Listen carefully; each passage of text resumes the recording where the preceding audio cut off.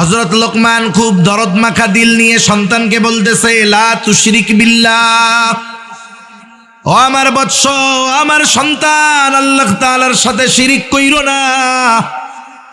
কেন শিরিক করবা না? ইন্নাশ শিরকা লাযুলমুন আযীম। শিরকের বিষয় নিয়ে আমি মূলত আলোচনা করব না, এটা আলাদা একটা বিষয়। কিন্তু শিরক এটা এক মহা জুলুম, মহা অন্যায়। কেউ যদি আল্লাহ তাআলার সাথে শিরিক করে, আল্লাহ তাআলা সবচাইতে বেশি বেজার হয়ে যায়। শিরকের বড় ক্ষতি, এক নাম্বার ক্ষতি, আল্লাহ রাব্বুল আলামিন সব গুনাহগুলো চাইলেই ক্ষমা করে দিবেন, কিন্তু কেউ যদি তার সাথে শিরিক করে, ক্ষমা যদি না চায়, তাওবা যদি না করে, আল্লাহ তাআলা ক্ষমা করবে না। আল্লাহ তাআলা কোরআনুল কারীমের সূরাতুন নিসার মধ্যে বলেন, ইন্নাল্লাহা লা ইয়াগফিরু আন ইউশরাকা বিহি ওয়া ইয়াগফিরু মা দুনা যালিকা লিমান ইয়াশা। আল্লাহ রাব্বুল আলামিন শিরকের গুনাহ ক্ষমা করবেন না। ওয়া ইয়াগফিরু মা দুনা যালিকা লিমান ইয়াশা, শিরিক ছাড়া যে গুনাহ চান তিনি ক্ষমা করে দিবেন, তাওবা ছাড়া ক্ষমা করে দিবেন। কিন্তু শিরকের গুনাহ যদি কেউ করে, শিরিক যদি কেউ করে, তাহলে আল্লাহ তাআলা তাকে ক্ষমা করবেন না যতক্ষণ না সে তাওবা করে। শিরিক করলে ক্ষতি কি? অনেক ক্ষতি। এক নাম্বার ক্ষতি, শিরিক করে তার কোনো আমল আল্লাহ তাআলা কবুল করবে না। যে শিরিক করে তার হজ আল্লাহ কবুল করে না। শিরিক যে করে তার নামাজ আল্লাহ কবুল করেন না। শিরিক যে করে রোজা আসতেছে, তার রোজা আল্লাহ কবুল করবে না। এই জন্য আল্লাহ রাব্বুল আলামিন বলেন, লা ইয়াহবাতান্না আমালুক, শিরিক যে করে তার আমল বাতিল বলে গণ্য হয়ে যায়। সেই জন্য মুশরিক শিরিক করা অবস্থায় যত আমল করে, যত ভালো কাজ করে, সেটা কবুল হয় না। তাহলে চিন্তা করেন, এক নম্বরে কোন আমল তার কবুল হবে না। দুই নম্বর ক্ষতি বলেন, ফাকাদ হারামাল্লাহু আলাইহিল জান্নাহ, যে শিরিকের সাথে লিপ্ত, তাওবা করলো না, তাওবা বিহীন দুনিয়া থেকে চলে গেল, আল্লাহ রাব্বুল আলামিন বলেন, ফাকাদ হারামাল্লাহু আলাইহিল জান্নাহ, আল্লাহ রাব্বুল আলামিন তার জন্য জান্নাতকে হারাম করে দিবে। তার মানে আমল কবুল হবে না, জান্নাতে যেতে পারবে না। শিরকের কারণে বেঈমান হয়ে অনন্তকাল তাকে জাহান্নামে থাকতে হবে। এখন বলেন, দুনিয়ার কোন ইমানদার বাবা চায় যে তার সন্তান জাহান্নামে যাক? কেউ চায়? কেউ চায় না। এজন্য এক নম্বরে আমরা আমাদের সন্তানদেরকে ঈমানের শিক্ষা দিব। এটা ঈমানের শিক্ষা। শিরিক থেকে সন্তানদেরকে বাঁচাবো, আল্লাহর সাথে পরিচয় করায় দিব, আল্লাহর একত্ববাদের পরিচয় তাদেরকে শিখায় দিব। তাহলে কি হবে? আমি আপনি যদি বুড়া হই, ওর কানেকশন তো আল্লাহর সাথে। ও বুড়াকালে আমাদেরকে বৃদ্ধাশ্রমে দিবে না, মরার পরে কবরে শোয়া রাখার পরে আর খোঁজ খবর নিবে এমন নয়, নিবে না এমন নয়, বরং আল্লাহর সাথে পরিচয় হওয়ার কারণে দুনিয়ার যেই প্রান্তে ওই সন্তান থাকুক না কেন, আল্লাহ তাআলার কাছে সে তার মা বাবার জন্য দোয়া করবে। ঠিক কিনা বলে? এজন্য আমরা সন্তানদেরকে আল্লাহর সাথে পরিচয় করায় দিব, ঈমানের শিক্ষা দিব। তাআলার কাছে তৌফিক চাই। আল্লাহ তাআলা কিছু কথা আমাকে আপনাদের খেদমতে বলার সুযোগ করে দেন, যে কথাগুলো আমাদের সকলের দুনিয়া এবং আখিরাতের জন্য কল্যাণকর হয়। সকলে বলি আমিন। আমরা এখানে ব্যস্ততাকে উপেক্ষা করে বসেছি কিছু দুনিয়া আখিরাতের কল্যাণ অর্জনের কিছু আসবাব, কিছু জিনিস, কিছু জ্ঞান অর্জনের জন্য। ঠিক কিনা বলেন? বলেন তো, ওষুধ যদি মিষ্টি হয় কিন্তু ওই ওষুধে কোনো উপকার না থাকে, ওই ওষুধ মিষ্টি লাগতে পারে কিন্তু ওই ওষুধের দ্বারা কোনো উপকার হবে না। ওষুধ যদি তিতাও হয় কিন্তু ওই ওষুধের দ্বারা যদি আমার কল্যাণ হয়, উপকার হয়, ওই তিতা ওষুধ আমাদের জন্য উপকারী। ঠিক কিনা বলেন? সেজন্য গ্রামের ভাষায় অনেক সময় বলে, জাতের মেয়ে কালো ভালো, নদীর পানি ঘোলাও ভালো। তা যাই হোক, আমরা কিছু উপকারী কথা শুনবো। আল্লাহ সুবহানাহু ওয়া তাআলা সে কথাগুলো আমাকে, আমাদের সকলকে আমলে পরিণত করার তৌফিক দান করুন। সম্মানিত উপস্থিতি, আল্লাহ সুবহানাহু ওয়া তাআলা আমাদেরকে এ দুনিয়াতে অজস্র নিয়ামত দান করেছেন। আল্লাহ প্রদত্ত নেয়ামত সমূহের মধ্যে অন্যতম নেয়ামত হলো সন্তান। আল্লাহর পক্ষ থেকে যত নেয়ামত আমরা পেয়েছি, যারা বিবাহ করেছেন, করেন নাই বা করবেন, মনে রাখতে হবে আল্লাহ প্রদত্ত দামি নেয়ামত সমূহের মধ্যে অন্যতম একটি দামি নেয়ামত আমাদের সন্তান। এই সন্তানেরা শুধু দুনিয়ার কাজে লাগে তা নয়, এই সন্তানেরা আমরা যদি তাদের একটু যথাযথ পরিচর্যা করতে পারি, যত্ন নিতে পারি, আমাদের এই সন্তানেরা দুনিয়া এবং আখিরাত উভয় জাহানে আমাদের জন্য সম্পদে পরিণত হবে। অনেক সময় অনেক মা বাবা চিন্তা করে যে আমার সন্তান কবে বড় হবে, লেখাপড়া কবে শেষ করবে, কর্মজীবনে কবে ঢুকবে, আর আমি বাড়িতে বসে বসে থাকবো, আমাকে ইনকাম করে খাওয়াবে। অনেক মা বাবা মনে করে আল্লাহ মনে হয় সন্তান এজন্যই দিয়েছে যে তুমি একে লালন পালন করবা, বড় বানাবা, ও ইনকাম শিখবে, তুমি বুড়া হবা, বাড়িতে পার উপরে পা তুলে শুধু খাবা। বলেন তো আল্লাহ তাআলা কি শুধুমাত্র এই জন্যই সন্তান দান করেছেন? না না, শুধু দুনিয়ার উপকার হাসিল করার জন্য আল্লাহ তাআলা সন্তান দান করেন নাই। এই সন্তানকে যদি আমরা যথাযথভাবে যত্ন নেই, এ সন্তান আমার আপনার জন্য দুনিয়া এবং আখিরাত উভয় জাহানে সম্পদে পরিণত হবে। আর সন্তানকে যদি উভয় জাহানের সম্পদে পরিণত করতে চাই, কোরআন এবং সুন্নাহর মধ্যে সন্তানদের লালন পালন, তাদের দায়িত্বের ব্যাপারে যে কথাগুলো আল্লাহ এবং তার রাসূল জানিয়েছেন, সেই অনুযায়ী আমাদের আমল করতে হবে, তাহলে সন্তান সম্পদে পরিণত হবে। এখন সন্তান যদি সম্পদে পরিণত হয়, লাভটা কি? আমি একটা দুইটা লাভের কথা বলে আমি যে আলোচনা করব ইনশাআল্লাহ ওইদিকে আমি যাব ইনশাআল্লাহ। আপনারা সজাগ আছেন তো? তাকবীর দেন, নারায়ে তাকবীর। আওয়াজ হয় নাই, নারায়ে তাকবীর। আরো জোরে, নারায়ে তাকবীর। মাশাআল্লাহ, একটু সজাগ থাকতে হবে আমাদের। তা যাই হোক, সন্তান যদি সম্পদ হয়, দুনিয়া আখিরাতে লাভ আছে। দুনিয়ার লাভ কি? আপনারা হয়তো অনেকে জেনে থাকবেন, দেখে থাকবেন যে দুনিয়াতে এমনও মানুষ আছে যার ৩-৪টা সন্তান, সবাই উচ্চ শিক্ষিত সবাই। কেউ আমেরিকায় থাকে, কেউ কানাডায় থাকে, কেউ ইংল্যান্ডে থাকে। এই বাবা তার সারা জীবনের সব সম্পদ ব্যয় করে ৩ সন্তানকে লেখাপড়া শিখিয়েছেন, কিন্তু আফসোস, এই বাবা যখন বার্ধক্যে উপনীত হলেন, এই উচ্চ শিক্ষিত অনেক সম্পদের মালিক ৩ সন্তান মা বাবার খোঁজ খবরও নেয় না, মা বাবার ব্যাপারে তাদের কোনো টেক কেয়ার নাই। বরং এমনও হয় অনেক মা বাবার উচ্চ শিক্ষিত সন্তান থাকার পরেও ওই মা বাবার শেষ জীবন বৃদ্ধাশ্রমে কাটাতে হয়। আছে না নাই? আমি আপনাদের খেদমতে অনেক উদাহরণ দিতে পারবো, উপমা দিতে পারবো, যে 5টা সন্তান তিনি সারা জীবনের সব উপার্জন ব্যয় করে দুনিয়াবি লাইনে সর্বোচ্চ শিক্ষিত বানিয়েছেন। তার 5টা ছেলেই বিদেশে লেখাপড়া করে ডক্টরেট অর্জন করেছে। আফসোস, ওই লোকটাকে জীবনের শেষ সময়ে অসুস্থতার মাঝে ওষুধ না পেয়ে বৃদ্ধাশ্রমে তাকে কাটাতে হয়েছে। এখন বলেন, যেই বাবা এই সন্তানদের দুনিয়ার লাইনে উচ্চ শিক্ষিত করলো, অথচ দুনিয়াতেই ওই বাবা ওই সন্তানদের দ্বারা কোনো উপকার পায় নাই, তাহলে মরার পরে ওই সন্তানদের দ্বারা বাবা পরকালের উপকার পাবে, এটা কল্পনাও করা ভুল বিষয়। ঠিক কিনা বলেন?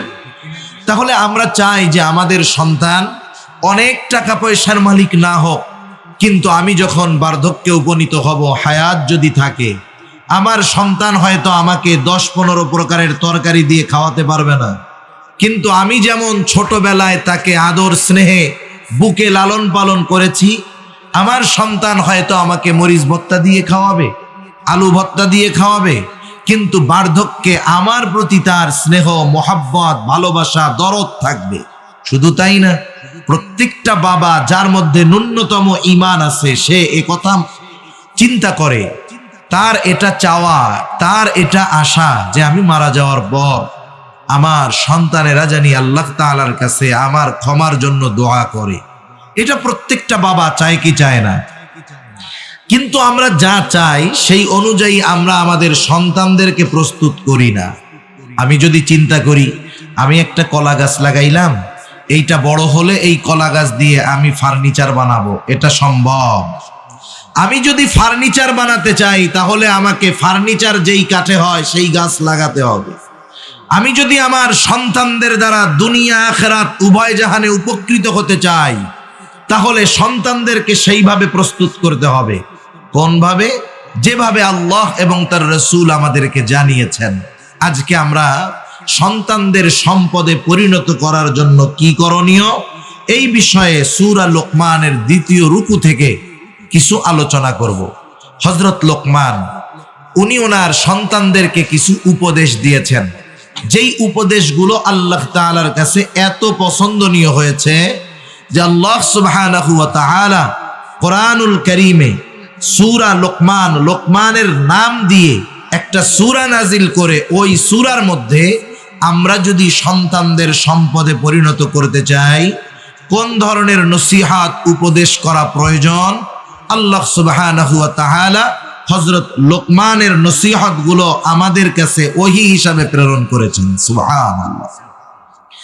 এ কথা মোটামুটি বলা যায় যেই বাবা হযরত লোকমানের এই নসিহতগুলো তার সন্তানকে যথাযথভাবে করবে, তার সন্তান দুনিয়া আখিরাতে তার জন্য সম্পদে পরিণত হবে ইনশাআল্লাহ।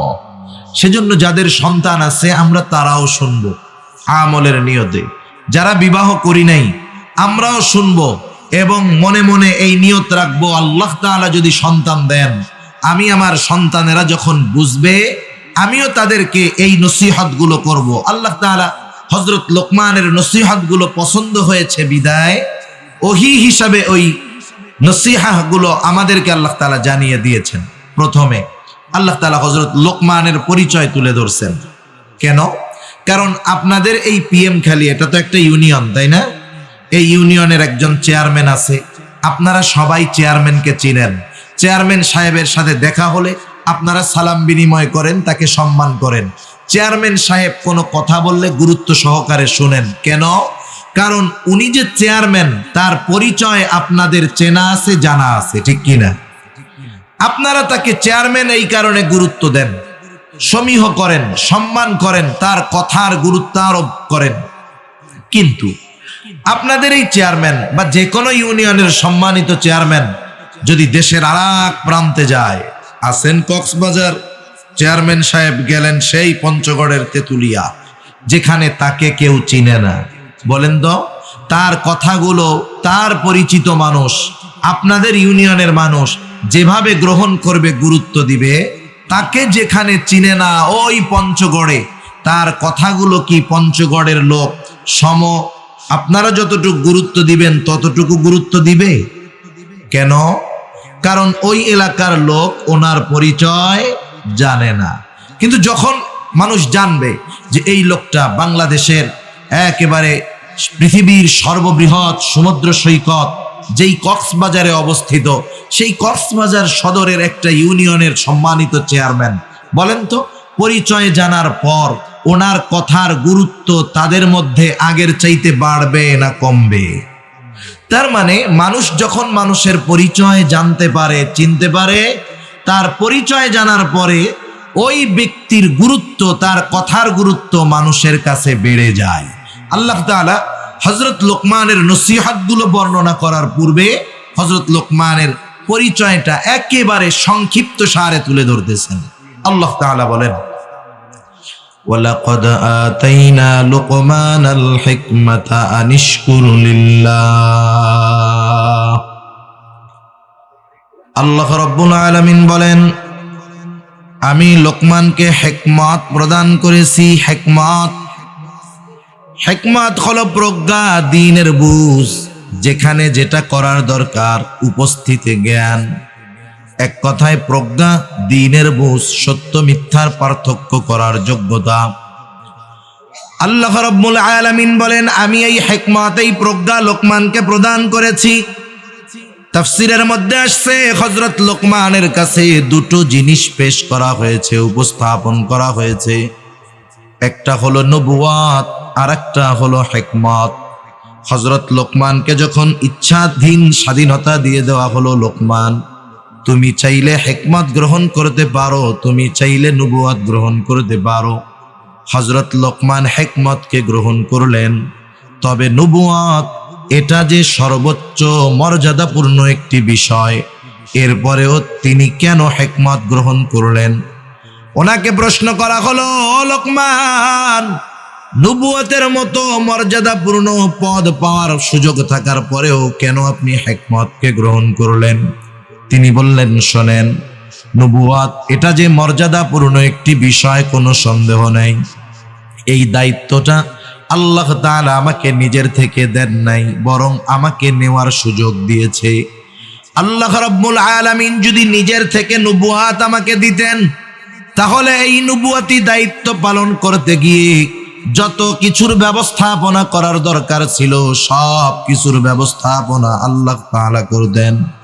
আর যদি এই নবুয়াতের দায়িত্ব আমি নিজের থেকে নিতাম, এই দায়িত্ব পালন করতে গিয়ে যদি আমার কোনো ত্রুটি বিচ্যুতি হতো, এই ব্যাপারে আল্লাহ তাআলার কাছে আমার জবাবদিহিতা করা লাগতো।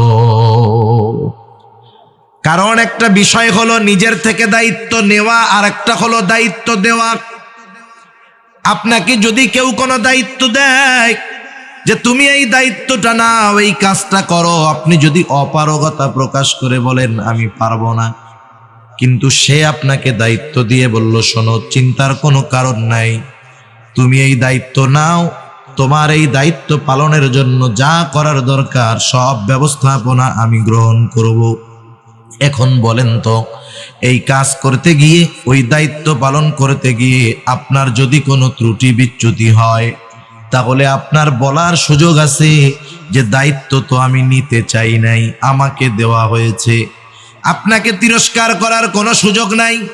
তবে ওই দায়িত্বটা যদি নিজের থেকে নেওয়া হয়, যদি বলা হয় এই কাজটা আমারে দাও, আমি পারি, আমি করব, নিজের থেকে দায়িত্ব নেওয়ার পর যদি কোনো ত্রুটি বিচ্যুতি হয়, তাহলে আমাকে আপনাকে তিরস্কার করা হবে। দায়িত্ব পালন করতে পারো না, দায়িত্ব নেওয়ার জন্য এত লাফাও কেন? ঠিক না? তাহলে দায়িত্ব দেওয়া আর নিজের থেকে নেওয়া এক বিষয় নয়। হযরত লোকমান বললেন, শোনো, আমাকে নবুয়াত দেওয়া হয় নাই, বরং নেওয়ার সুযোগ দেওয়া হয়েছে। এই জন্য আমি নবুয়াত গ্রহণ করি নাই, হিকমত গ্রহণ করেছি। আল্লাহ রাব্বুল আলামিন সেই কথাই বলেন, আমি হযরত লোকমানকে হিকমত প্রদান করেছি, হিকমত।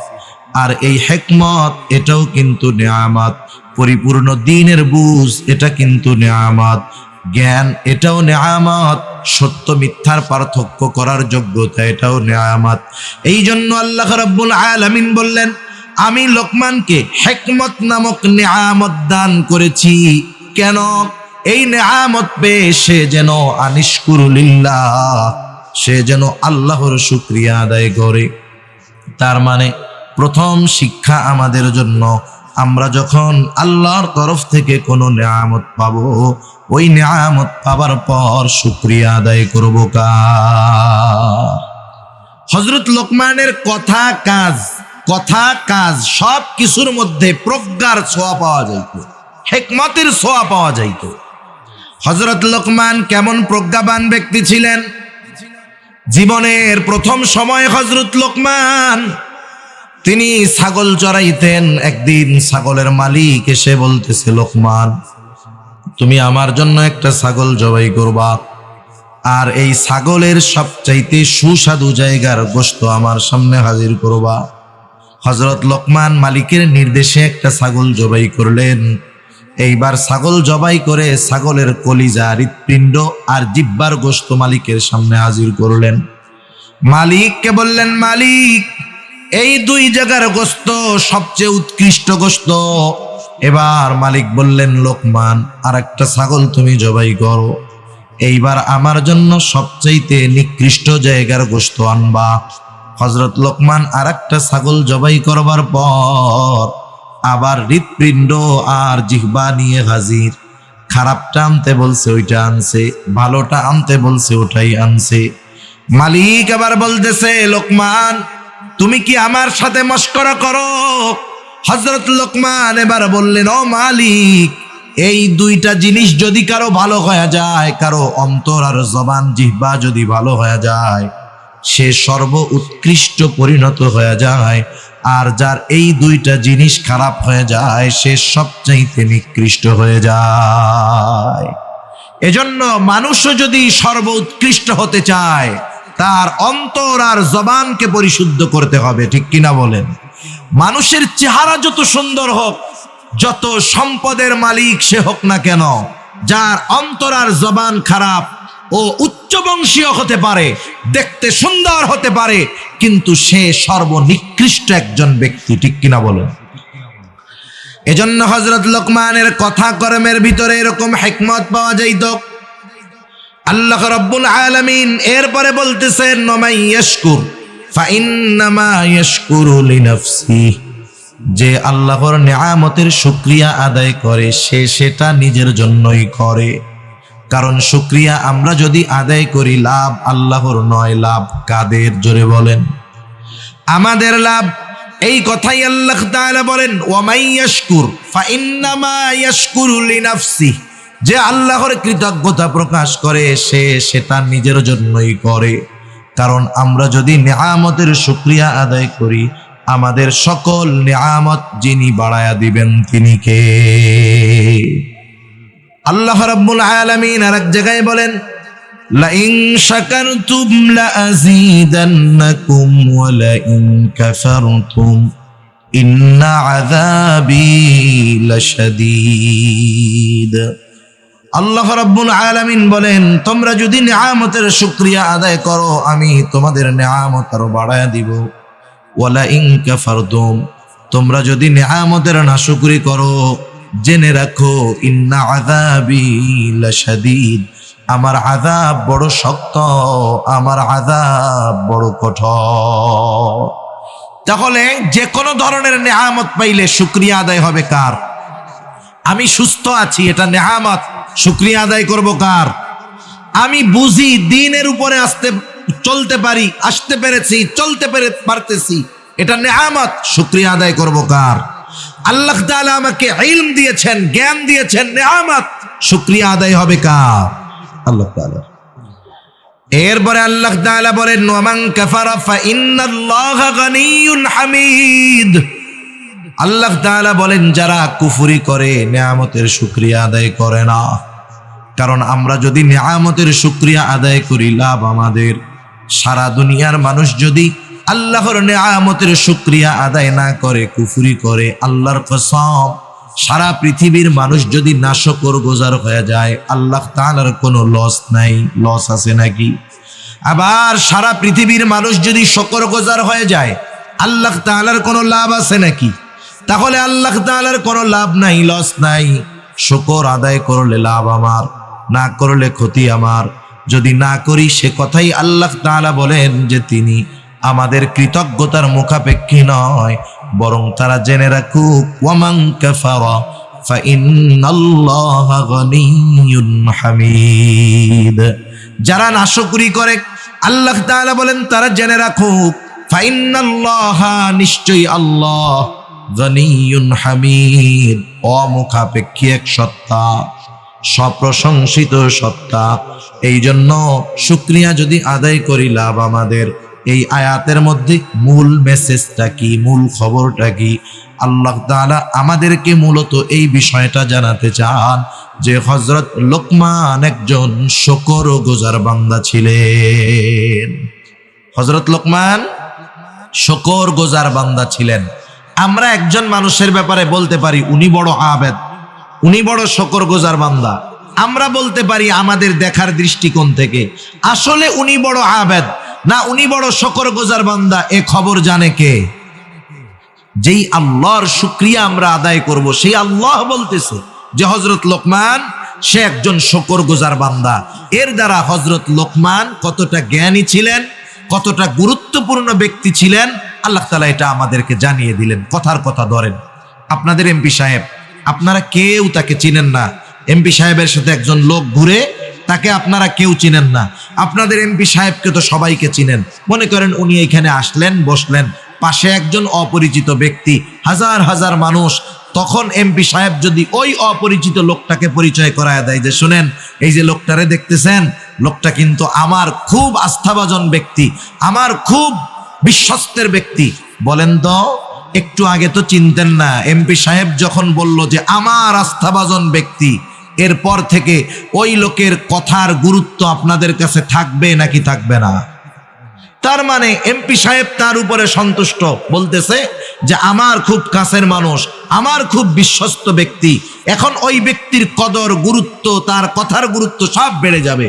যখন আল্লাহ তাআলা বললেন যে হযরত লোকমান আমার শুকরগুজার বান্দা, তাহলে ওই লোকমান, তার ব্যাপারে আগে জানি আর না জানি, তাকে চিনি আর না চিনি, যখন আল্লাহ তাআলা বললেন লোকমান আমার শুকরগুজার বান্দা, তার কথার গুরুত্ব দেওয়ার দরকার আছে না নাই? এইবার হযরত লোকমানের নসিহত গুলো আল্লাহ তাআলা আমাদেরকে জানাচ্ছেন। যদিও আমি দুটো আয়াত তিলাওয়াত করেছি, এরপরেও হযরত লোকমান এই রুকুর মধ্যে সন্তানদের যেই নসিহত গুলো করছেন সেগুলো আমি শুধু বলবো। এক নাম্বার, হযরত লোকমান তার সন্তানদেরকে কি নসিহত করলেন? আল্লাহ তাআলা বলেন, ওয়াইদ ক্বালা লুকমানু লিবনিহি ওয়া হুয়া ইয়াইদুহু ইয়া বুনাইয়া লা তুশরিক বিল্লাহ। হযরত লোকমান তার সন্তানদেরকে ওয়াজ করতেছে। ওয়াইদ ক্বালা লুকমানু লিবনিহি ওয়া হুয়া ইয়াইদুহু, একটা হলো উপদেশ আর একটা হলো ওয়াজ, দুইটার মধ্যে তফাৎ আছে। আপনি আমি যখন আপনার সন্তানকে ওয়াজ করতে চাই, নসিহত করতে চাই, নসিহতের ভাষা একরকম আর উপদেশের ভাষা আর এক রকম। আপনি যদি আদেশ করতে চান কোনো বিষয়ে কি বলেন, এইটা কর বা এটা করো, এটা আদেশ। আর আপনি যদি একটু আবেগ নিয়ে, মোহাব্বত নিয়ে, ভালোবাসা নিয়ে বলেন আমার সন্তান তুমি একটু এই কাজটা করো তো, যদিও এখানে আদেশবাচক শব্দ আছে কিন্তু বলার মাধ্যমটা হলো নসিহার মতো, যে বাবা এই কাজটা করলে তোমার উপকার হবে, তুমি এই কাজটা করো, এখানে নসিহাত প্রকাশ পায়। আর যদি সরাসরি বলা হয় এটা করো, এখানে আদেশ। নসিহাতের মধ্যে আবেগ থাকে, ভালোবাসা থাকে, মোহাব্বত থাকে। হযরত লোকমান সন্তানকে উপদেশ দিচ্ছেন কিন্তু নসিহার সুরে, উপদেশের সুরে, আবেগ, মোহাব্বত, ভালোবাসা নিয়ে হযরত লোকমান তার সন্তানকে ডাকতেছেন, ইয়া বুনাইয়া, হে আমার বৎস। ইয়া বুনাইয়া শব্দটার অর্থ হলো হে আমার সন্তান, যদিও বাংলা অনুবাদ হে আমার সন্তান, কিন্তু এই শব্দটার মধ্যে, এই কথাটার মধ্যে একটা আবেগ আছে, একটা অনুভূতি আছে, একটা ভালোবাসা আছে। এটা মূলত আরবি ভাষার জ্ঞান অর্জন না করলে সহজে বোঝা যায় না। এই কথার মধ্যে যে একটা মাধুর্যতা আছে, আন্তরিকতা আছে, ভালোবাসা আছে, এটা শাব্দিক অনুবাদের মাধ্যমে বোঝা যায় না, এটা অন্তর দিয়ে অনুধাবন করার বিষয়। মনে করেন আপনার ছেলে খারাপ বন্ধুদের সাথে মিশে, কথার কথা, অথবা আপনার ভাই খারাপ বন্ধুদের সাথে মিশে, আপনি যদি তাকে সরাসরি আদেশ করেন, এই আগামীকাল থেকে ওদের সাথে আর মিশবি না, চলবি না, এটা এক ধরনের। আবার যদি আপনি চিন্তা করেন যে ছেলেটা মিশে কেমনে বলা যায়, এবার খানা দানা শেষ, আপনি আপনার ছেলেটাকে বললেন, বাবা আমি তোমার সাথে 5টা মিনিট কথা বলতে চাই, সময় হবে? আপনি যদি ছেলের এরকম বলেন, ছেলে যত খারাপ হোক না কেন, বাপ যদি এরকম বলে, সে কি বলবে? না বাবা, আই এম ভেরি বিজি, এ কথা বলবে? বলবে না। সে বলবে আব্বা ঠিক আছে বলেন। এবার আপনি তাকে পাশে বসায়া আবেগের সাথে বলেন, দেখো সন্তান, আমি তোমার বাবা, আমার একটা সুনাম আছে সমাজে, মানুষ আমাকে ভালো বলে, তুমি আমার সন্তান, তুমি যদি কোনো অন্যায় করো, অপরাধ করো, তাহলে মানুষ আমাকেও খারাপ বলে। বাবা তুমি যাদের সাথে চলাফেরা করো আসলে তো ওরা ভালো না, আমি তোমার কাছে অনুরোধ থাকবে তুমি ওদের সাথে এখন থেকে চলবা না। একটু বলেন তো, আপনি যদি এইভাবে বলতেন যে ওদের সাথে আর চলবি না, আর ওইভাবে না বলে এভাবে একটু আবেগ ভালোবাসা নিয়ে যদি বলতেন যে বাবা ওদের সাথে তুমি আর চইলো না, তাহলে সন্তান আপনার আগের কথাটা হয়তো গ্রহণ করতো না, কিন্তু এই নসিহার সুরে বলার কারণে হয়তো সে চিন্তা করতো আব্বা কষ্ট পাইতেছে, ওই খারাপ ছেলেদের সাথে আর মেশা যাবে না, ঠিক কিনা বলেন? এখানেই ইয়া বুনাইয়া শব্দটার সারমর্ম গভীরতা লুকায় আছে। হযরত লোকমান খুব দরদ মাখা দিল নিয়ে সন্তানকে বলতেছে, লা তুশরিক বিল্লাহ, ও আমার বৎস, আমার সন্তান, আল্লাহ তাআলার সাথে শিরিক কইরো না। কেন শিরিক করবা না? ইন্নাশ শিরকা লাযুলমুন আযীম। শিরকের বিষয় নিয়ে আমি মূলত আলোচনা করব না, এটা আলাদা একটা বিষয়।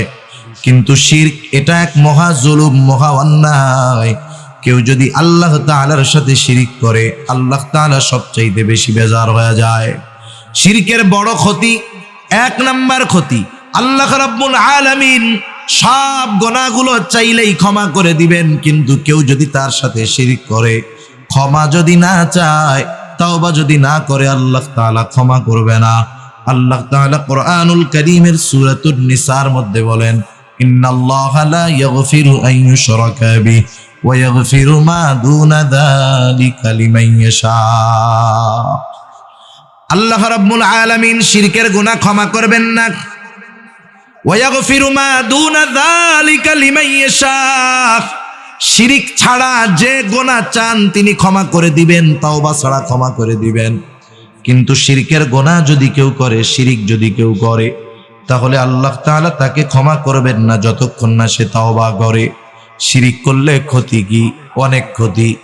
এক নাম্বার ক্ষতি, শিরিক করে তার কোনো আমল আল্লাহ তাআলা কবুল করবে না। যে শিরিক করে তার হজ আল্লাহ কবুল করে না। শিরিক যে করে তার নামাজ আল্লাহ কবুল করেন না। শিরিক যে করে রোজা আসতেছে, তার রোজা আল্লাহ কবুল করবে না।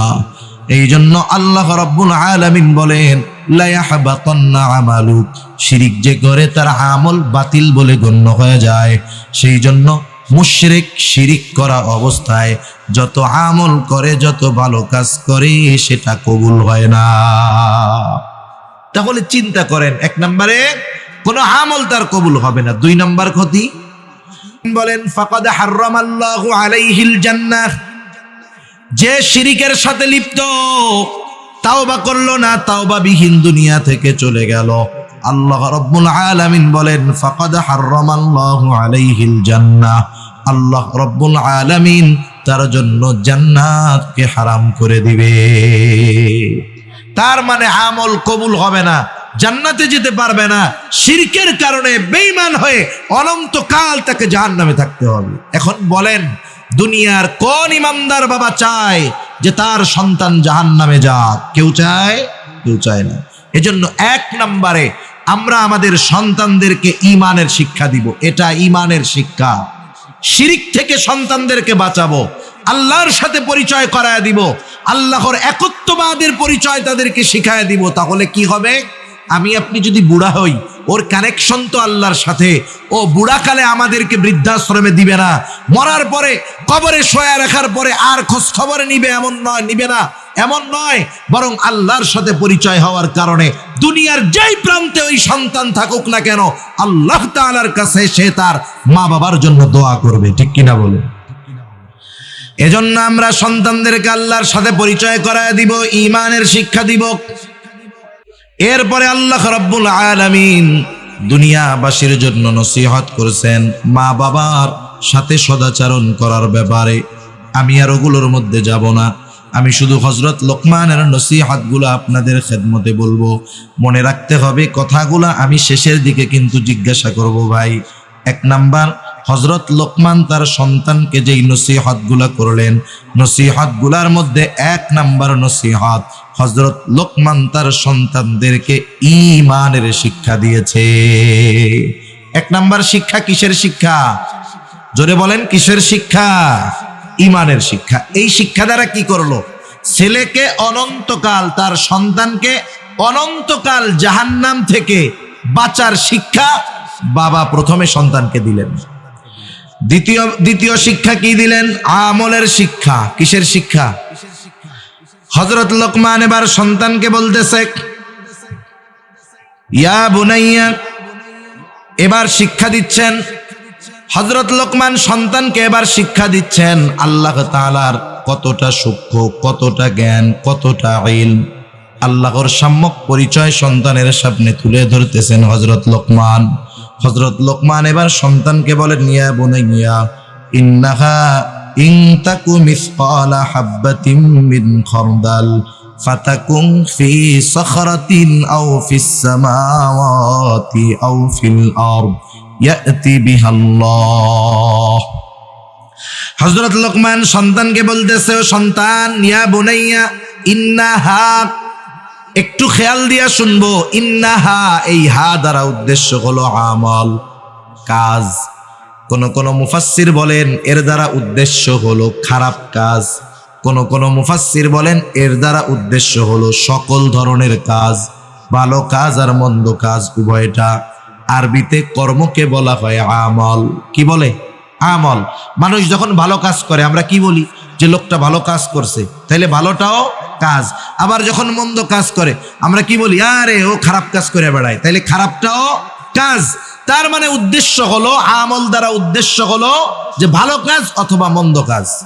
হযরত লোকমান সন্তানকে বলতেছে, সন্তান, ইন্নাহা ইন তাকু মিসকালা হাববাতিন মিন খারদাল, তোমার ওই কাজটা, তোমার ওই আমলটা, এটা যদি সরিষা দানা পরিমাণ হয়, তার মানে আমরা যদি কোনো কাজ এমন করি যেটা সরিষা দানা পরিমাণ, সন্তানকে সেই শিক্ষাটাই হযরত লোকমান দিয়ে বলতেছেন, বৎস, ও আমার কলিজার টুকরা সন্তান, তুমি যেই ধরনের পাপ করো না কেন, তোমার ওই পাপটা যদি একেবারে ছোট হয়, সরিষা দানা পরিমাণও হয়, ওই পাপটা যদি তুমি পাথরের মধ্যেও করো, ওই পাপটা যদি তুমি আসমানেও করো, জমিনেও করো, আল্লাহ রাব্বুল আলামিন তোমার ওই কর্মটাকে হাজির করবে।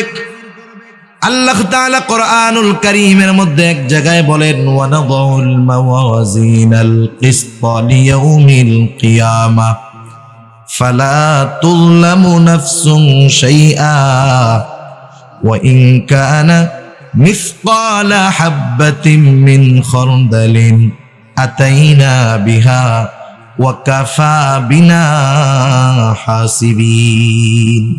আল্লাহ রাব্বুল আলামিন বলেন, আমি কিয়ামতের দিন ন্যায় বিচারের আদালত কায়েম করব।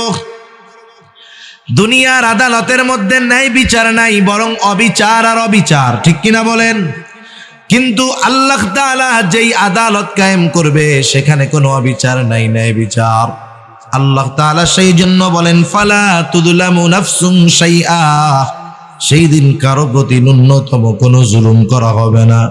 ওয়া ইন কানা মিসকালা হাববাতিন মিন খারদালিন আতাইনা বিহা, কেউ যদি দুনিয়াতে সরিষা দানা পরিমাণ কোনো আমল করে, আল্লাহ তাআলা বলেন, আতাইনা বিহা, ওইটাকেও আমি হাজির করব। শুধু হাজির করব তা নয়, ওই কর্মের ব্যাপারে তার হিসাব নেওয়া হবে। আল্লাহ তাআলা বলেন, কাফা বিনা হাসিবিন, হিসাব নেওয়ার জন্য আমি আল্লাহই যথেষ্ট। এই কথাটাই সন্তানকে স্মরণ করায় দিচ্ছে, আমার সন্তান, আল্লাহ তাআলার পাওয়ার কেমন তুমি জানো, ক্ষমতা কেমন তুমি জানো। তুমি যদি দুনিয়ার মধ্যে কোনো আমল করো, ওই আমলটা যদি পাথরের মধ্যেও করো, এই আয়াতের তাফসিরে রাসূল আকরাম সাল্লাল্লাহু আলাইহি ওয়াসাল্লাম বলেন, হযরত আনাস রাদিয়াল্লাহু তাআলা আনহু থেকে বর্ণিত হাদিস, নবীজি বলেন, কোন ব্যক্তি যদি এমন পাথরের মধ্যে আমল করে যেই পাথরের কোনো দরজাও নাই, জানালাও নাই, দরজাও নাই, জানালাও নাই, এটা অসম্ভব, এরপরেও যদি কেউ ওই রকম পাথরের মধ্যে কোনো আমল করে যেই পাথরে প্রবেশ করার, বাহির হওয়ার কোনো জায়গা নেই, ওই পাথরের মধ্যেও যদি দুনিয়ার কোনো বান্দা সরিষা দানা পরিমাণ কোনো আমল করে, সেই আমলটাও কিয়ামতের দিন হাজির করবেন যিনি, তিনি কে? এর দ্বারা সন্তানকে কি বুঝাইতেছে লোকমান? বুঝাচ্ছে, সন্তান, তুমি হয়তো আমার সামনে ভালো কাজ করবা, কারণ বাবার সামনে তো ছেলে সিগারেট খাবে না, খাবে? গাঁজা খাবে? খারাপ কাজ করবে? ইফটিজিং করবে? বাবার সামনে করবে? বলে করবে না। তুমি হয়তো আমার সামনে ভালো কাজ করবা, কিন্তু আমার অগোচরে হয়তো মন্দ কাজ করবা, হয়তো একাকী ঘরের মধ্যে গোনা করবা। ও আমার সন্তান, হয়তো আমি দেখবো না, দুনিয়ার মানুষ জানবে না। তুমি যদি একাকীও করো, রাতের আধারেও যদি করো, নীরবে নিভৃতে ঘরের দরজা লাগায় যদি তুমি কোনো আমল করো, সেটা ভালো হোক আর মন্দ হোক, তোমার ওই আমলের ব্যাপারে দুনিয়ার কারো খবর নাই, কিন্তু খবর আছে কার কাছে? এই কথাই হযরত লোকমান বলেন, ও আমার সন্তান, তোমার ওই আমলটা সেটা যদি পাথরের মধ্যেও হয়, আসমানেও যদি করো, জমিনেও করো, ওই আমলটা আল্লাহ রাব্বুল আলামিন হাজির করবে। কেন করবে? ইন্নাল্লাহা লতীফুন খবীর, নিশ্চয়ই আল্লাহ তাআলা হলেন সব কিছুর খবর তো রাখেন, তিনি হলেন সূক্ষ্ম দ্রষ্টা। তার মানে দুনিয়ার মানুষ যেটা শুনতে পায় না, শুনে কে? দুনিয়ার মানুষ যেটা দেখতে পায় না, দেখে কে? এই কথা যদি আমি আপনি আমার আপনার সন্তানের মগজের মধ্যে ঢুকায়া দিতে পারি, চিন্তার মধ্যে ঢুকায়া দিতে পারি, তাহলে আশা করা যায় সন্তান যদি আমার আপনার সামনে নাও থাকে, সে যেখানেই যাক না কেন পাপ করবে না, গুনাহ করবে না, কারণ তার অন্তরের মধ্যে বিশ্বাস, আমি একাকীও যদি গুনাহ করি দেখবে কে? তাহলে হযরত লোকমান দ্বিতীয়তে আল্লাহ রাব্বুল আলামিনের ক্ষমতা সম্পর্কে জানাইলেন। 3 নাম্বার, হযরত লোকমান তার সন্তানকে আমলের শিক্ষা দিচ্ছেন, আমলের শিক্ষা। হযরত লোকমান সন্তানকে বলতেছে, ইয়া বুনাইয়া আকিমিস সালাহ ওয়া'মুর বিল মা'রুফি ওয়ানহা আনিল মুনকার ওয়াসবির আলা মা আসাবাক ইন্না যালিকা মিন আজমিল উমুর। হযরত লোকমান তার সন্তানকে বলতেছে, হে আমার বৎস, নামাজ কায়েম করো। নামাজ হলো ঈমানের পরে সবচেয়ে গুরুত্বপূর্ণ আমল। হযরত লোকমান তার সন্তানকে নামাজের আদেশ দিচ্ছে। হাদিসের মধ্যে আসছে, আল্লাহ রাসূল সাল্লাল্লাহু আলাইহি ওয়াসাল্লাম বলেন, তোমরা তোমাদের সন্তানদের 7 বছর বয়স হলে নামাজের আদেশ দাও, আর 10 বছর বয়স হলে নামাজ না পড়লে প্রহার করো, আর বিছানাটা আলাদা করে দাও। নামাজের আদেশ কয় বছর বয়সে? 7। কয় বছর বয়সে? আপনাদের ঘুম আসতেছে? তাকবীর দেন, নারায়ে তাকবীর। আরে কি দেন, আপনাদের তো আরো জোশ বেশি হওয়ার কথা। নারায়ে তাকবীর। নাকি চিন্তা করতেছেন হুজুর আপনি একা করতেছেন ওয়াজ, এটা শুনবো কি? ওইদিকের থেকে তো আওয়াজ আছে, ওইটাও একটু শুনুন। 2 ওয়াজ একসাথে শোনার দরকার নাই, একটাই শুনেন। তাহলে দেখেন, ঈমানের পরে সবচাইতে গুরুত্বপূর্ণ কাজ হলো নামাজ। 7 বছর বয়স যখন হবে সন্তানের, নামাজের আদেশ দিতে হবে। নবীজি সাল্লাল্লাহু আলাইহি ওয়াসাল্লাম বলছে 10 বছর বয়স হলে নামাজ না পড়লে প্রহার করতে হবে। এখন বুঝে থাকলে বলেন, আপনি যদি কাউকে কোনো বিষয়ে আদেশ করতে চান, যেই বিষয়ে তার জানা নাই, ওই বিষয়ের কাজ বা তার অভিজ্ঞতা নাই, বলেন তো জানার পরেও আপনি যদি সেই কাজের ব্যাপারে তাকে আদেশ করেন, কাজটা ঠিক হবে? ঠিক হবে না। আপনার ছেলে, আপনার সন্তান যেই কাজটা পারে না, আপনি তাকে যেটা শেখান নাই, সেই কাজের ব্যাপারে তাকে যদি আদেশ করেন, এটা তার উপরে জুলুম করা হবে। তাহলে যে কোনো জিনিস আদেশ করার জন্য যাকে আদেশ করা হবে তাকে আগে শেখাতে হয়, অভ্যাস করাতে হয়। এখন বলেন, 7 বছরে যদি সন্তানকে নামাজের আদেশ দিতে হয়, নামাজ শেখাতে হবে 7 বছরের পরে না আগে? আর অনেক আগের থেকে শেখাতে হবে। তার মানে আপনি তাকে 5 বছর থেকে কমপক্ষে নামাজে অভ্যস্ত করবেন। মাঝে মধ্যে মসজিদে নিয়ে যাবেন, মাঝে মধ্যে সুন্নাত নফল নামাজ ঘরে পড়বেন। ছোট বাচ্চা, 2 বছরের বাচ্চাও যদি হয়, কোনো বাবা যদি ঘরে নামাজ পড়ে সুন্নাত নামাজ, ওই বাচ্চা 2 বছরের বাচ্চা হলেও দেখবেন বাবার সাথে দাদার সাথে আইসা রুকু দেয়, সেজদা দেয়। তার পরনে কোনো কিছু না থাকুক, মাথার মধ্যে একটা টুপি লাগায়া সেও নামাজের মতো অভিনয় করে। ঠিক কিনা বলেন? আপনি যখন এই সুন্নাত পড়লেন ঘরে, কারণ আমাদের মা বোনেরা সাধারণত ঘরের কোণে নামাজ পড়েন, নিরিবিলি জায়গায় যেখানে আলো কম। কিন্তু কোনো পুরুষ যখন ঘরে নামাজ পড়ে ঘরের কোণায় যায় না, সে বারান্দায় নামাজ পড়ে, খোলা জায়গায় পড়ে। আপনি যখন সুন্নাত নামাজটা ঘরে পড়বেন, নফল নামাজটা ঘরে পড়বেন, আপনার সন্তান, আপনার ভাতিজা, আপনার ভাগ্নে, আপনার নাতি, সে এসে আপনার পাশে নামাজের অভিনয় করবে, সে নামাজে অভ্যস্ত হবে। কারণ বড়রা যেই কাজটা করে ছোটরা দেখে শুনে আর মনে করে ওটাই মনে হয় ভালো, ঠিক না? দেখবেন এটা বাচ্চাদের অভ্যাস। এইবার আরেকটু বড় যখন হলো, 3 বছর 4 বছর বয়স, 4 সাড়ে 4 বছর বয়স, এখন সে ভালো মন্দ বলতে পারে, প্রস্রাব পায়খানা আসলে বলতে পারে। 5 বছর বয়স হয়ে গেছে, এখন আপনি তাকে নিয়ে মসজিদে যাবেন, এটা হবে তার অভ্যাস। 5 বছরের বাচ্চা মসজিদে প্রস্রাব পায়খানা করবে না, প্রস্রাব পায়খানা করলে আব্বাকে ডাকবে, বলবে। আমাদের সমাজে এই বিষয়টা নাই। ছোটদেরকে মসজিদে নেওয়ার অভ্যাস না করার কারণে ওই ছোট ছেলেটা যখন বড় হয়, ওর 2 পা ধরেও ওকে মসজিদে নেওয়া যায় না। আরব দেশে দেখেন না, ছোট ছোট বাচ্চাদের অনেক দূর থেকে গাড়িতে করে আব্বা নামাজ পড়তে নিয়ে এসে মসজিদে এনে ছেড়া দেয়। নামাজ ফরজ হয় নাই, তাতে কি? ওকে নামাজ শিখতে হবে না? ও বড় হলে এক সময় ফরজ হবে না? ওর নামাজ ফরজ হবে না ওর উপরে?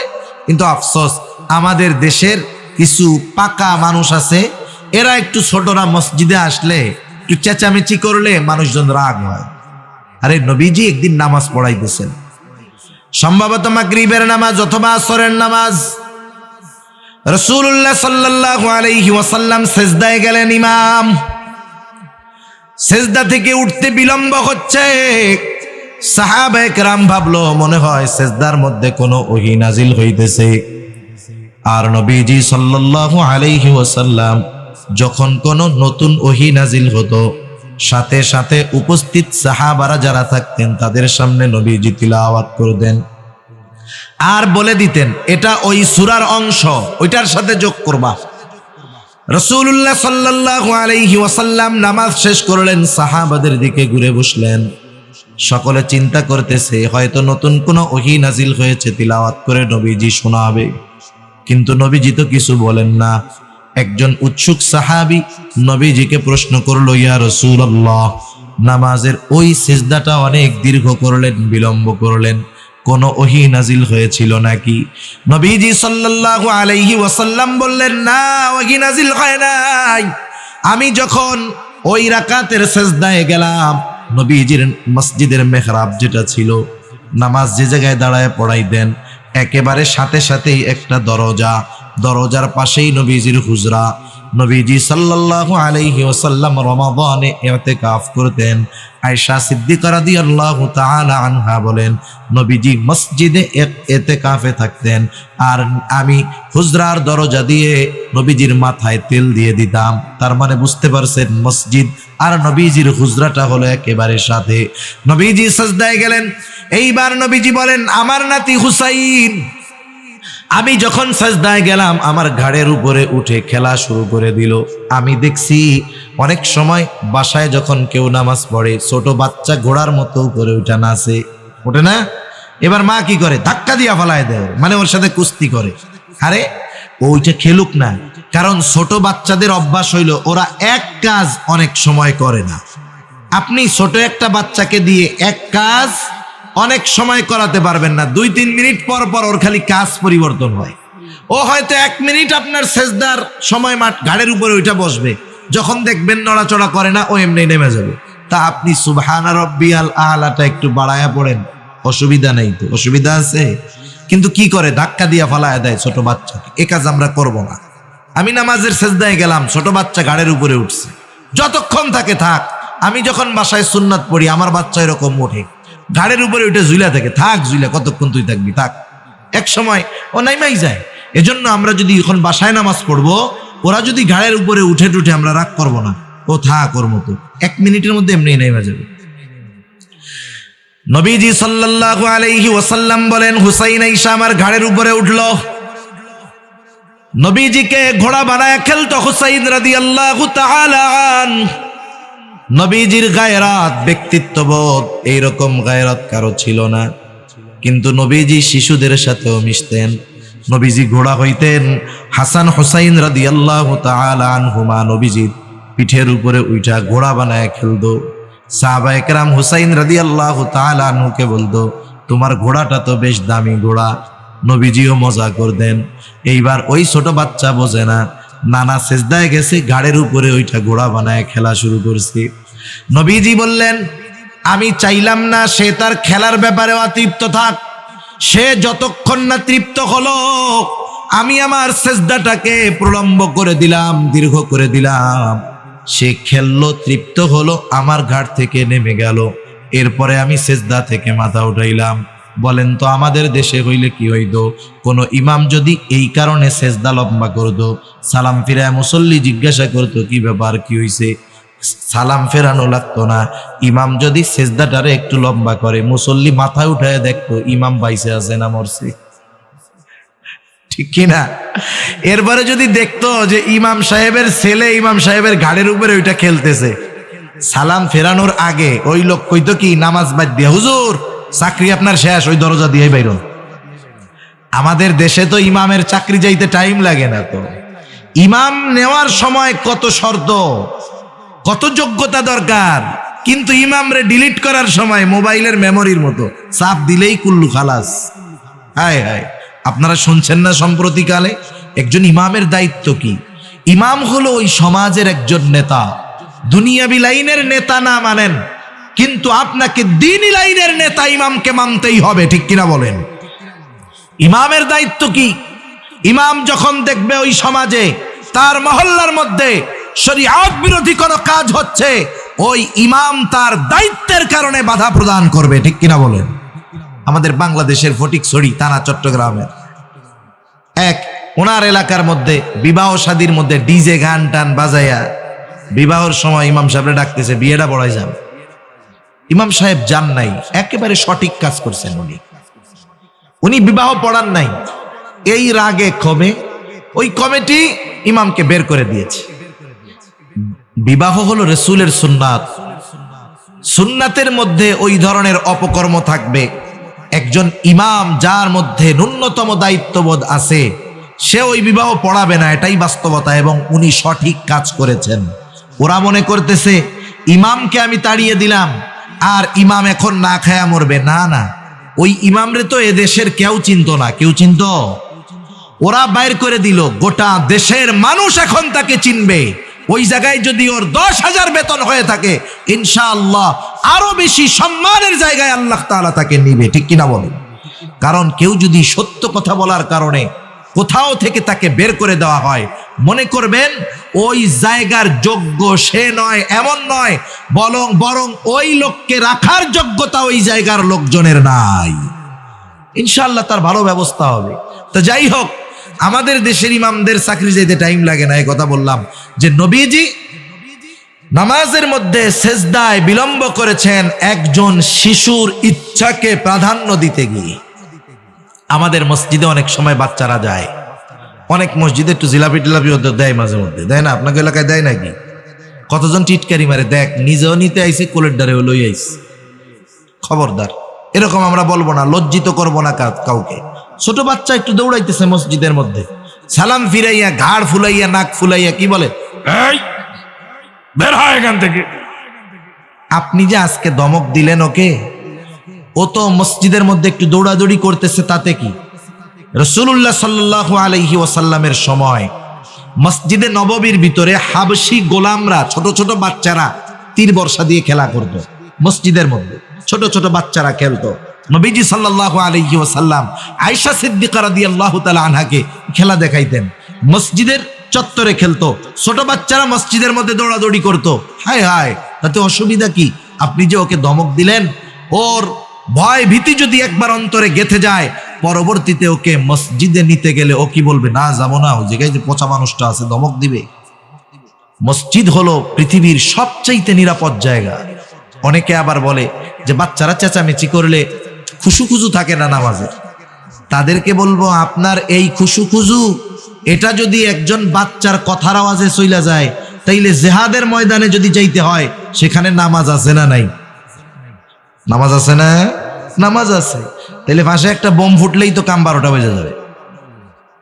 সেজন্য এসব টালবাহানা আমরা করব না। ছোট বাচ্চাদের মসজিদে আনবো, 5 বছর থেকে আনবো, অভ্যস্ত বানাবো।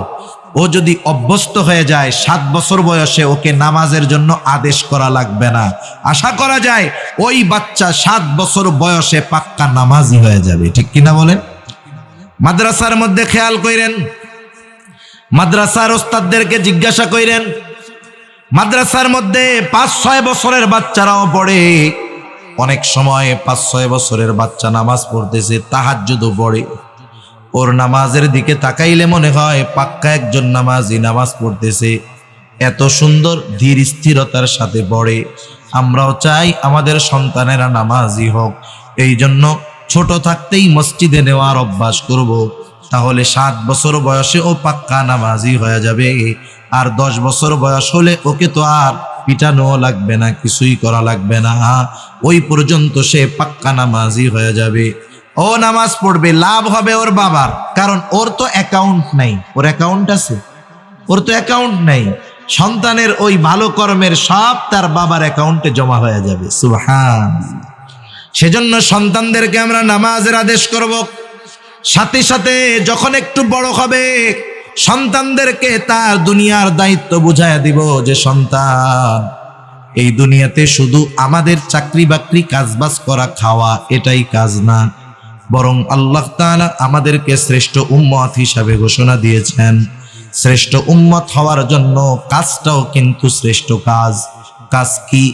এবার আমরা সন্তানদেরকে বলবো, জানায়া দিব, তা'মুরুনা বিল মা'রুফ ওয়া তানহাউনা আনিল মুনকার ওয়া তু'মিনুনা বিল্লাহ।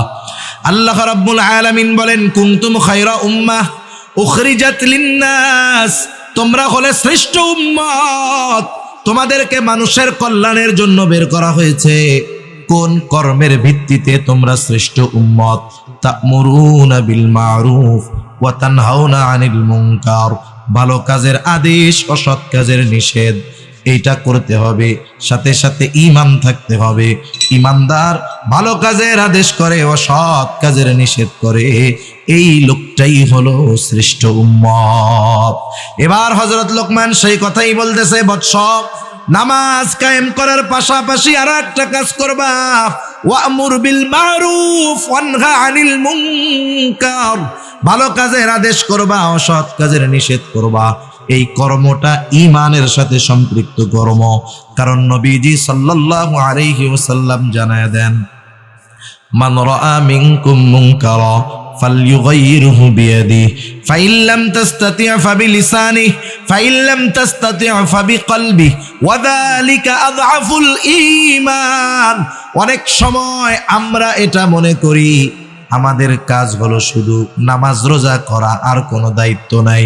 বাস্তবতা হলো প্রত্যেকটা ইমানদারের উপরে এই দায়িত্ব, ভালো কাজের আদেশ করা, অসৎ কাজের নিষেধ করা। বলেন, এ দায়িত্ব একজনের উপরে না সবার উপরে? কিন্তু সবার উপরে কাজটা সমানভাবে হবে না। কারণ আপনাদের এলাকার এমপি সাহেব যেই মন্দ কাজটা থামাতে পারবে, আপনি পারবেন? আমি পারবো? কারণ ওই পাওয়ার আল্লাহ আমারে দেয় নাই। এজন্য নবীজি সাল্লাল্লাহু আলাইহি ওয়াসাল্লাম হাদিসের মধ্যে আমাদের কি জানিয়ে দিয়েছেন যে আমরা কোন পদ্ধতিতে ভালো কাজের আদেশ, অসৎ কাজের নিষেধ করব। ভালো কাজের কথা বলা যায়, কিন্তু অসৎ কাজ থেকে থামানো কঠিন। নবীজি এজন্য বলেন, যখন তোমাদের মধ্যে কেউ ভালো মন্দ কাজ দেখবে, মান রাআ মিনকুম মুনকারা, খারাপ কাজ দেখবে, তার ক্ষমতা আছে, পাওয়ার আছে, সে কি করবে? সে সেই কাজটাকে থামায়া দিবে। ফালইউগাইয়িরহু বিয়াদিহি, সে শুধু থামায়া দিবে তা নয়, ওই মন্দ কাজের জায়গায় ভালো কাজ প্রতিষ্ঠিত করবে। একটা হলো থামায়া দেওয়া, আর একটা হলো ঘুরায়া দেওয়া। মানে আছে খারাপ কাজের দিক, ঘুরায়া ভালো কাজ করবে। এক জায়গায় গান হয়, যাত্রাপালা হয়, খারাপ অনুষ্ঠান হয়, পাওয়ার আছে, ক্ষমতা আছে, ওই কাজ বন্ধ করে ওই জায়গায় সে ভালো কাজ প্রতিষ্ঠিত করবে। এক সময় গান হইতো, এখন সে সেটারে ঘুরাইয়া দিনই একটা মজমার ব্যবস্থা করলো, তাফসির মাহফিলের ব্যবস্থা করলো, ইসলামী সম্মেলনের ব্যবস্থা করলো। এজন্য যার ক্ষমতা আছে, পাওয়ার আছে, ইমানদার, সে যদি মন্দ কাজ দেখার পর, ক্ষমতা থাকার পরেও ওই কাজ থামিয়ে ভালো কাজ ওইখানে প্রতিষ্ঠিত না করে, তাহলে তার ঈমানের সমস্যা আছে। এখন ওই ক্ষমতা সবার নাই। এজন্য নবীজি বলেন ফাইল্লাম তাস্তাতিয়া ফাবিলিসানি, হাত দিয়ে বাধা দিতে গেলে জীবন নাশের আশঙ্কা। নবীজি বলেন এই ক্ষমতা তোমার নাই, তুমি জবান দিয়ে বাধা দাও, তুমি তাকে বুঝাও, বলো যে এই কাজটা মন্দ, তোমরা কইরো না। এখন জবান দিয়ে বাধা দিতে গেলেও বিপদ হতে পারে, কারণ অনেক জায়গায় আমরা দেখছি ইমাম সাহেব যখন মন্দ কাজের বিরুদ্ধে বলেন তার উপরে আক্রমণ হয়, হামলা হয়। অনেক জায়গায় মাহফিলের মধ্যে যখন ওয়াইজ মন্দ কাজের বিরুদ্ধে বলেন তার ব্যাপারে হামলা হয়, হয় কি হয় না?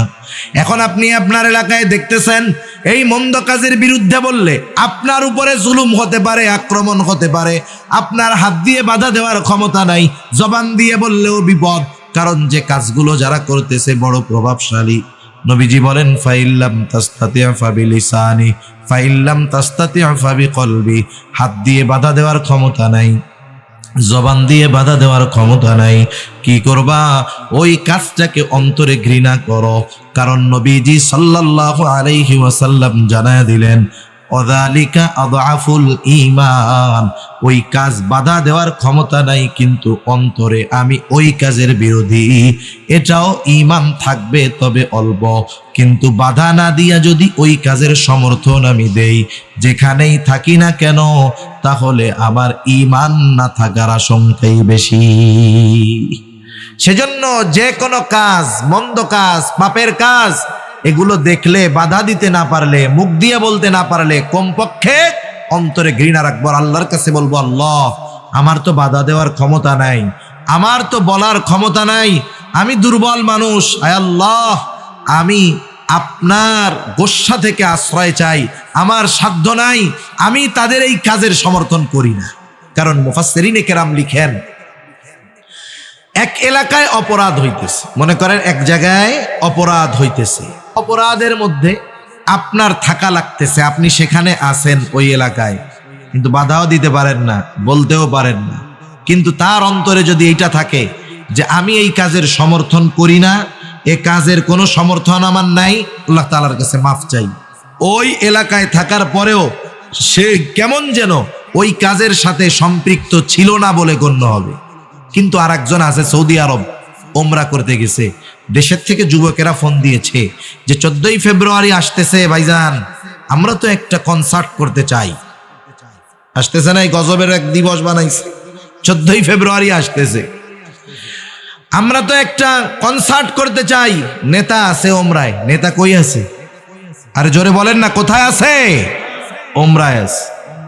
আপনি কি বলেন? উনি বলতেছে আমার তো ওমরা শেষ করে আসতে 20 তারিখ হবে, আচ্ছা তোমরা করো।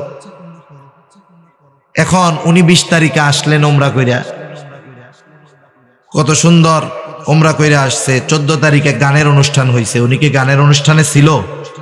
আরে জোরে বলেন না, ছিল। কিন্তু এই অনুষ্ঠানের সমর্থন কি ছিল ওনার? মুফাসসিরিনে কেরাম বলেন এই লোক শুধুমাত্র সমর্থন দেওয়ার কারণে ওই মজলিসে না থেকেও সে ওই পাপীদের অন্তর্ভুক্ত হয়ে যাবে।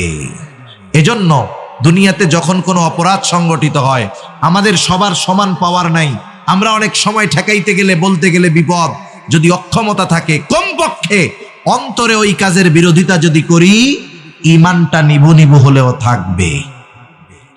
এজন্য হযরত লোকমান বললেন, সন্তান ওয়া'মুর বিল মা'রুফি ওয়ানহা আনিল মুনকার, ভালো কাজের আদেশ করো, অসৎ কাজের নিষেধ করো। ওয়াসবির আলা মা আসাবাক, ভালো কাজের আদেশ, অসৎ কাজের নিষেধ করতে গেলে বিপদ আপদ বালা মুসিবত আসতে পারে। ওয়াসবির আলা মা আসাবাক, এই কাজ করতে গিয়ে তোমার উপরে যদি কোনো মুসিবত আসে তুমি সবর করো। কেন? ইন্না যালিকা মিন আজমিল উমুর, কারণ আমার সন্তান এটা কিন্তু অনেক বড় কাজ। এরপরে হযরত লোকমান সন্তানকে সামাজিকতার শিক্ষা দিচ্ছেন। কিসের শিক্ষা? আরে বলেন না, কিসের শিক্ষা? মানুষের সাথে কিভাবে চলতে হবে, কিভাবে আচার আচরণ করতে হবে, হযরত লোকমান সন্তানকে শিক্ষা দিচ্ছেন। হযরত লোকমান সন্তানকে বলতেছেন, ওয়ালা তুসাইর খাদ্দাকা লিন্নাস ওয়ালা তামশি ফিল আরদি মারহা। হযরত লোকমান সন্তানকে বলতেছে, তুমি মানুষের থেকে মুখ ঘুরায়া কথা বইলো না, তার মানে অহংকারের সাথে মানুষের সাথে কথা বলো না। আল্লাহ রাব্বুল আলামিন কোরআনুল কারীমের ভিতরে অহংকারের পরিণতি বড় খারাপ জানায় দিয়েছেন। শুধু তাই না, নবীজি সাল্লাল্লাহু আলাইহি ওয়াসাল্লাম বলেন, লা ইয়াদখুলুল জান্নাতা মান কানা ফি কলবিহি মিসকালা হাববাতিন মিন কিবর, যার অন্তরের ভিতরে যারা পরিমাণ অহংকার থাকবে সে জান্নাতে প্রবেশ করবে না। কারণ অহংকার হলো ওই পাপ যা আসমান এবং জমিনের মধ্যে সর্বপ্রথম সংগঠিত হয়েছে, হিংসা আর অহংকার। আদম আলাইহিস সালামকে ইবলিস সেজদা না করার কারণ হলো হিংসা আর অহংকার। তাকাব্বুর, অহংকারের কারণে আদম আলাইহিস সালামকে সেজদা করে না ইবলিস, তার সব কিছু বাতিল হয়ে গেছে, চির লানত প্রাপ্ত হয়ে গেছে। সেজন্য অহংকার বড় খারাপ এক রোগ।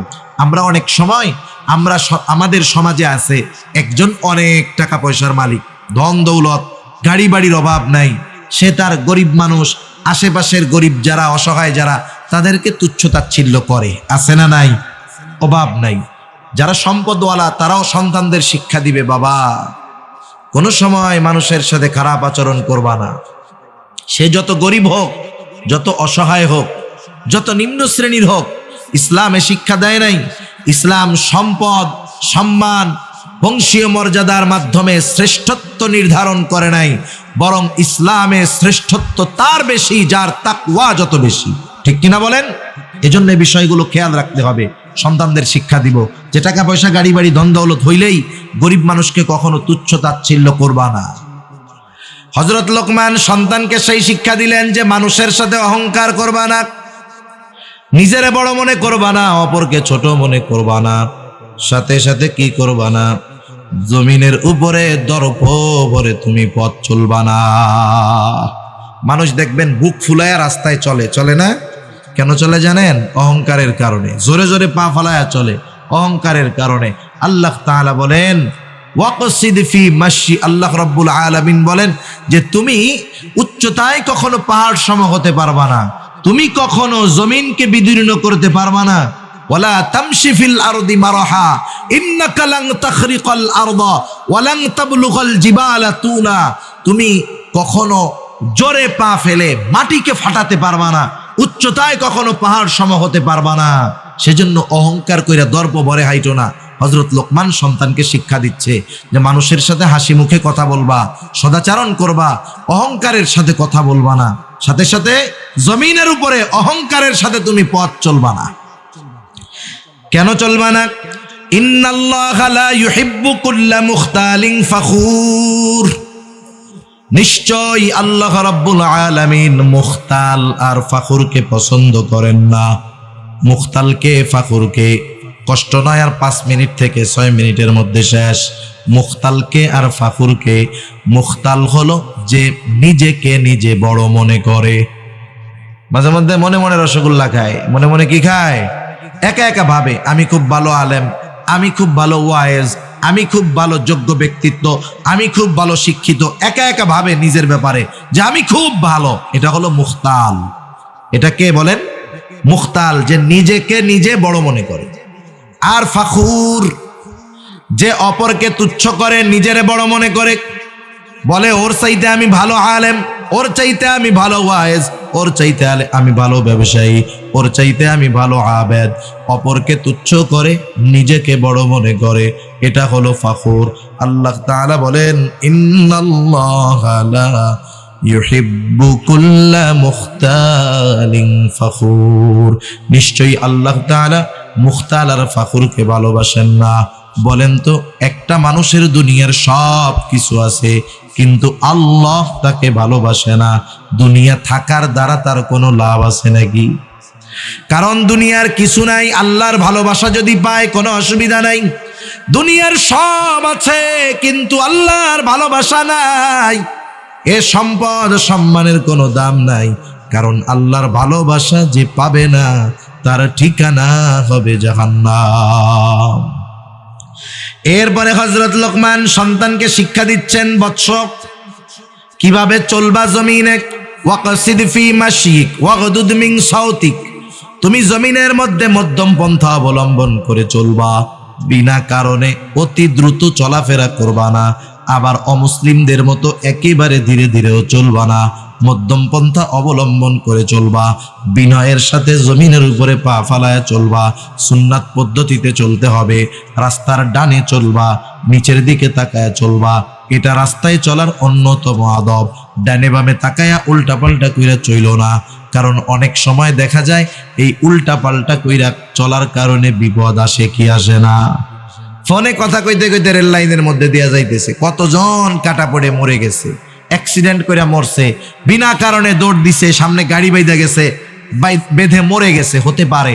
সেজন্য অপ্রয়োজনে বিনা প্রয়োজনে অতি দ্রুত চলবো না, একেবারে আস্তে ধীর স্থিরতার সাথেও চলবো না, আস্তে আস্তে পা ফেলবো, মধ্যম পন্থা অবলম্বন করে চলবো ইনশাআল্লাহ। এরপরে সন্তানকে বলতেছে, তুমি তোমার কণ্ঠস্বরকে উঁচু কইরো না, ওয়াগদুদ মিন সাউতিক, কণ্ঠস্বরকে উঁচু কইরো না। আমাদের সমাজে যখন মানুষের সাথে মানুষের তর্ক বিতর্ক হয়, মাঝে মধ্যে হয় না, দুজনের মধ্যে তর্কাতর্কি হয়, কে জিতছে, জিতে কে কন্ত, ওইটা কয় যার গলা উঁচা বেশি, ও বলে আমি জিতছি, দেখছস আমার কথার সামনে কথাই কইতে পারে নাই। যেটা বড় গলা উঁচু করে কথা বলতে পারে ও মনে করে আমি জিতা গেছি। অথচ যারা বিনা কারণে উচ্চ স্বরে কথা বলে, এদের ব্যাপারে কোরআনুল কারীম বলতেছে যে তাদের কণ্ঠস্বর গাধার কণ্ঠস্বরের মতো, তাদের কণ্ঠস্বরকে গাধার কণ্ঠস্বরের সাথে তুলনা করা হয়েছে। এজন্য সন্তানদের শিক্ষা দিব, বিনয়ের সাথে কথা বলবা। অনেক সময় আমাদের মূর্খদের সাথে তর্ক লাগে, জ্ঞানীরা মূর্খদের থেকে দূরে থাকে। জ্ঞানী যারা তারা কি বলে, রহমানের বান্দাদের গুণাবলীর মধ্যে একটা গুণাবলী হলো ওয়াইদা খাতাবাহুমুল জাহিলুনা ক্বালু সালামা, যখন তাদেরকে উদ্দেশ্য করে কোনো জাহেল কিছু বলে তখন ওরা কি বলে, সালামা, শান্তি শান্তি। তার মানে ভাই ঠিক আছে ঠিক আছে, তুই জয়ী, যা যা যা, সে কোনো ভেজালের মধ্যে যায় না। আমরা যদি মনে করি যে আমি কথা না বইলা চইলা আসলাম, হাইরা গেলাম, বিষয়টা এমন নয়। এখানে ওই চিল্লাচিল্লি যে করছে সেই হারছে, আর তার কণ্ঠস্বরকে গাধার কণ্ঠস্বরের সাথে তুলনা করা হয়েছে। ইন্না আনকারাল আসওয়াত লাসাউতুল হামির, নিশ্চয়ই সবচাইতে নিকৃষ্ট আওয়াজ হলো গাধার আওয়াজ। এখন আসেন আমরা আমাদের সন্তানদেরকে যদি হযরত লোকমানের এই নসিহাগুলো করি, ওয়াজগুলো করি, আমাদের সন্তান সম্পদে পরিণত হবে, দুনিয়াও কাজে আসবে, আখিরাতেও কাজে আসবে। সেজন্য আজকের শিক্ষণীয় বিষয়, 1 নাম্বার, আমরা আমাদের সন্তানদেরকে ঈমানের শিক্ষা দিব। আমি অনেক সময় নিজে দিতে পারি না, আমি ঈমান শিক্ষা দেওয়ার নিয়তে আমার সন্তানটাকে মাদ্রাসায় দিয়ে দিব, কারণ মাদ্রাসায় তাকে ঈমানের পরিচয় শেখানো হবে। সাথে সাথে আমিও তাকে নসিহত করব যদি আমি নিজে বুঝি। এরপরে আমরা তাকে আল্লাহর ক্ষমতা সম্পর্কে ছোটবেলা থেকে বিশ্বাস করাবো। ছোট বাচ্চাদেরকে যা বোঝানো হয়, যেই আকীদা, যে বিশ্বাস তার অন্তরে একবার গেঁথে যায় ছোটবেলায়, এ বিশ্বাস তার মধ্যে কাজ করে। কারণ আরবিতে একটা প্রবাদ আছে, প্রত্যেকটা জিনিস তার মূলের দিকে ফিরে আসে, প্রত্যেকটা জিনিস তার মূলের দিকে ফিরে আসে। ওই বাচ্চাটাকে যদি আমি আল্লাহর ক্ষমতা সম্পর্কে বিশ্বাস করাতে পারি, হয়তো শয়তানের ধোঁকায়, আল্লাহ না করুন, পাপাচারে লিপ্ত হতে পারে, কিন্তু জীবনের একটা সময় সে আবার তার মূলের দিকে ফিরে আসবে। দেখেন না, মানুষ যখন ঘুড়ি উড়ায় প্রথমে তো হাতেই থাকে, আস্তে আস্তে আস্তে আস্তে নাটাই থেকে সুতা ছাড়ে, কত দূর চলে যায় ঘুড়ি। যখন আবার সূর্য ডুবে যায়, সন্ধ্যা নেমে আসে, ঘুড়ির মালিক আবার টান দিয়ে ঘুড়িটারে হাতে নিয়ে আসে, ঠিক কিনা বলেন? এখন দেখেন, আমরা যদি সন্তানদের এই বিশ্বাস ঢুকায় দেই, আব্বু তুমি যে পাপ করো না কেন আল্লাহ তাআলা কিন্তু তোমাকে দেখবে, সব কিছু দেখে, যেখানেই করো না কেন কেউ না দেখলেও আল্লাহ দেখে, এ বিশ্বাস যখন তার মধ্যে ঢুকবে, সে যদিও শয়তানের ধোঁকায় পাপে জড়িয়ে যায়, এক সময় সে ওই বিশ্বাসের কারণে তার আসল, তার মূলের দিকে ফিরে আসবে। এই জন্য আল্লাহর ক্ষমতা সম্পর্কে আমরা আমাদের সন্তানদেরকে শিক্ষা দিব। 1 নাম্বার ঈমানের শিক্ষা, 2 নাম্বার আল্লাহর কুদরত, ক্ষমতার শিক্ষা, 3 নাম্বার ইবাদতের শিক্ষা। সব ইবাদতের মূল হলো নামাজ। যার নামাজ ঠিক হয়ে যায় তার দুনিয়ার বাকিগুলো আশা করা যায় ঠিক হবে যদি নামাজ আল্লাহর জন্য হয়। কতজন নামাজ কিন্তু পড়ে নির্বাচনে ভোট পাওয়ার জন্য।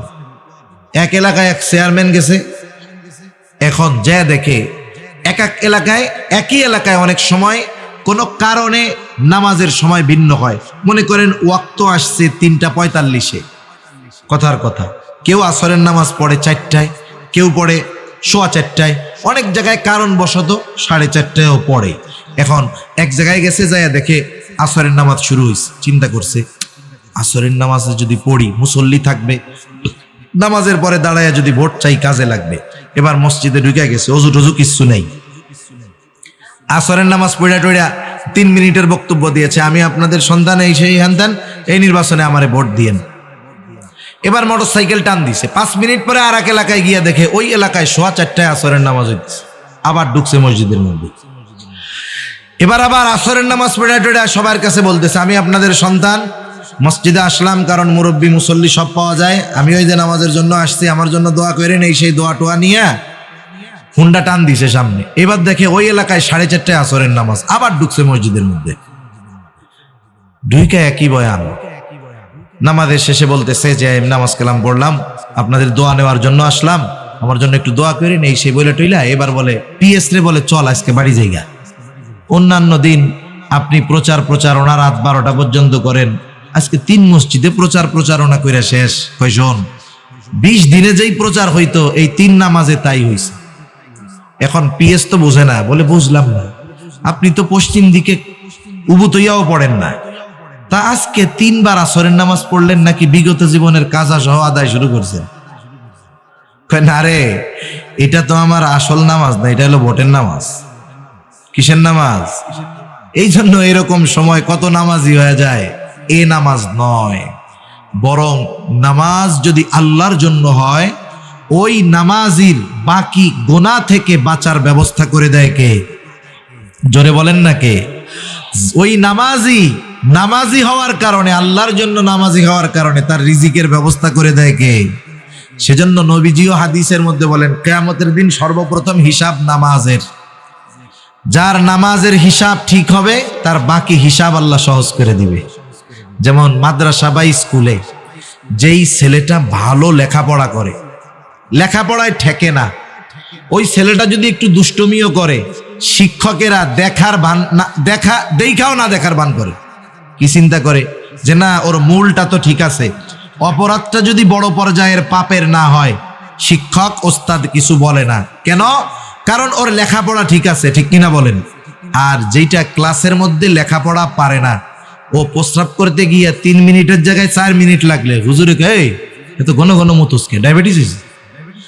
মানে দেখেন, ও পড়ালেখা পারে না বিদায় ওর ছোট বিষয়টাও চোখে পড়ে, আর ও পড়ালেখা পারে বিদায় বড় বড় বিষয়ও অনেক সময় ধরা হয় না, বাদ দিয়ে দেওয়া হয়। সেজন্য কিয়ামতের দিন যে নামাজের হিসাবটা সহজভাবে দিবে, তার বাকি হিসাবগুলো সহজ করবেন কে? সেজন্য আমরা নিজেরা নামাজি হব, সন্তানদের নামাজি বানাবো। ইবাদতের শিক্ষা, প্রথম ঈমানের শিক্ষা, আল্লাহর ক্ষমতার শিক্ষা, ইবাদতের শিক্ষা, এরপরে সামাজিকতার শিক্ষা, মানুষের সাথে কেমন ভাবে চালচলন হবে, এই 4 ধরনের শিক্ষা হযরত লোকমান তার সন্তানকে দিয়েছেন। আমরাও যদি সন্তানদের এই উপদেশগুলো দিতে পারি, বাস্তব জীবনে আমলে পরিণত করতে পারি, এই সন্তান আমার আপনার জন্য দুনিয়া আখিরাতের সম্পদ হবে ইনশাআল্লাহ।